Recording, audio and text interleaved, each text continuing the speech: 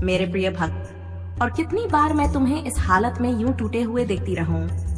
क्या तुम्हें सच में ऐसा लगता है कि इस संसार के सारे दुख केवल मैंने तुम्हें ही दे दिए हैं? हर बार जब तुम अपनी थकी हुई आंखों और बोझिल मन से मुझे याद करते हो, तब मेरे हृदय में भी पीड़ा होती है। तुम्हारी तकलीफें, तुम्हारा संघर्ष मैं सब जानती हूँ। मैं देखती हूँ मेरे बच्चे, तुम अपने कंधों पर बहुत कुछ उठाए फिरते हो। वो बोझ जो तुम्हारा नहीं है, पर फिर भी तुम उसे उठाए हुए हो, क्योंकि तुम्हारा स्वभाव ही ऐसा है। तुम किसी पर बोझ नहीं बनना चाहते, बल्कि दूसरों का बोझ कम करना चाहते हो। अपने परिवार की मदद करना चाहते हो, चाहे उनके काम में हाथ बटा कर हो या आर्थिक रूप से उनका सहारा बनकर। तुम हर दिन कोशिश करते हो, मेहनत करते हो, पर तुम्हारे कर्मों का फल वैसा नहीं मिलता जैसा तुम चाहते हो। और यही बात तुम्हें भीतर से तोड़ने लगती है। तनाव, थकान और निराशा तुम्हारे जीवन में घर कर जाती है। माँ सब जानती है। जब तुम कुछ कर रहे होते हो तो तुम्हें लगता है कि समय बहुत कम है, और जब कुछ नहीं कर रहे होते तो लगता है कि समय तो बहुत है, बाद में कर लेंगे। बच्चे, यही भ्रम सबसे बड़ा जाल है। समय का मूल्य समझो। जो समय को पहचान लेता है वो जीवन को भी जीत लेता है। जब हम किसी काम को केवल अपने लाभ के लिए करते हैं तो वो कुछ समय तक ही आनंद देता है, लेकिन जब वही काम हम किसी और के भले के लिए करते हैं तो उसमें सच्चा सुख मिलता है, स्थायी संतोष मिलता है। मेरे बच्चे, अगर तुम्हारा मन बार बार तुम्हारी पुरानी गलतियों में उलझता रहेगा तो तुम अपने वर्तमान को खो बैठोगे। जो बीत गया उसे जाने दो, उससे शिक्षा लो, पर उसे डोते मत रहो। भविष्य की ओर देखो, क्योंकि वहीं तुम्हारा उज्जवल समय तुम्हारा इंतजार कर रहा है।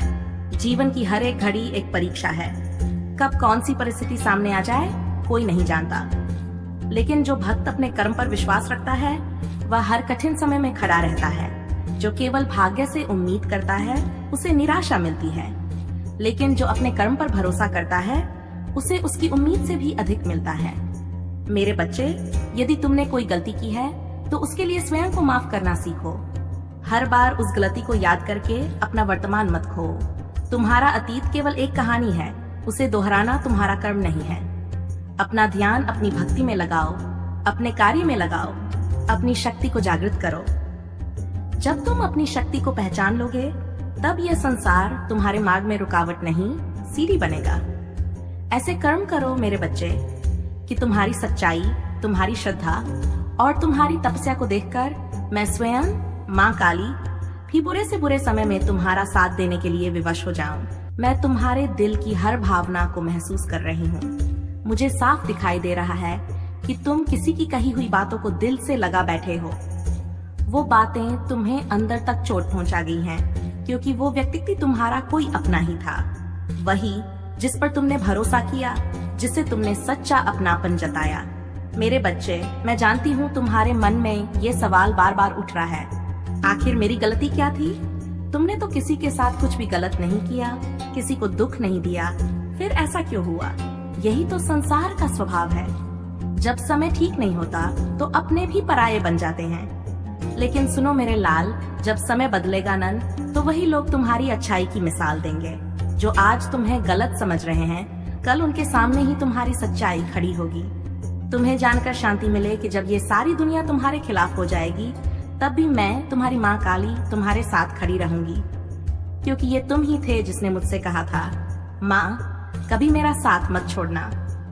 और माँ अपने बच्चों से किया वादा कभी नहीं तोड़ती।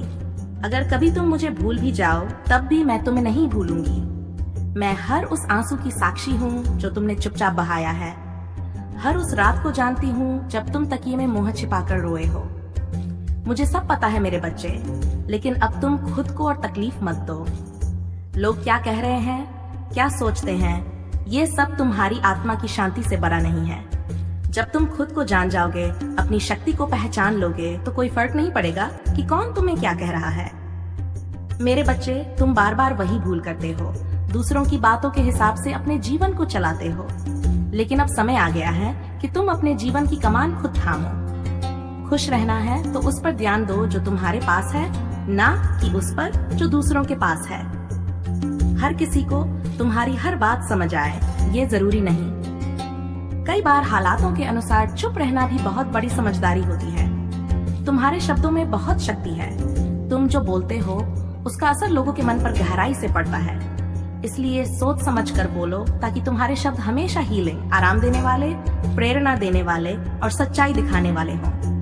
तुम मेरे भक्त हो, इसलिए तुम्हारा स्वभाव भी ऐसा होना चाहिए कि लोग तुमसे कुछ अच्छा सीखें। तुम्हारी सोच, तुम्हारा आचरण, तुम्हारी विनम्रता, ये सब किसी के लिए प्रेरणा बने। जब मेरा कोई भक्त सबसे अलग और अद्भुत काम करता है तब दुनिया चकित रह जाती है। ये कैसे कर लिया इसने? इसमें इतनी ताकत कहाँ से आई? लेकिन सच्चाई सिर्फ मुझे और मेरे भक्त को ही पता होती है, क्योंकि वह शक्ति, वह संकल्प मैंने ही उसे दिया होता है। लोग तुम्हें देखेंगे, तुम्हें परखेंगे, तुम्हारे बारे में बातें भी करेंगे, लेकिन तुम अपने रास्ते पर अडिग रहो, क्योंकि जो मेरी भक्ति के मार्ग पर चलता है वो कभी डगमगाता नहीं। और जब मैं तुम्हें तुम्हारी मेहनत का फल दूंगी ना, तो वो इतना भव्य होगा कि हर कोई सिर्फ देखता रह जाएगा। इसलिए उठो मेरे बच्चे, आगे बढ़ो और खुद पर विश्वास रखो। तुम अकेले नहीं हो, तुम्हारी माँ काली सदा तुम्हारे साथ है।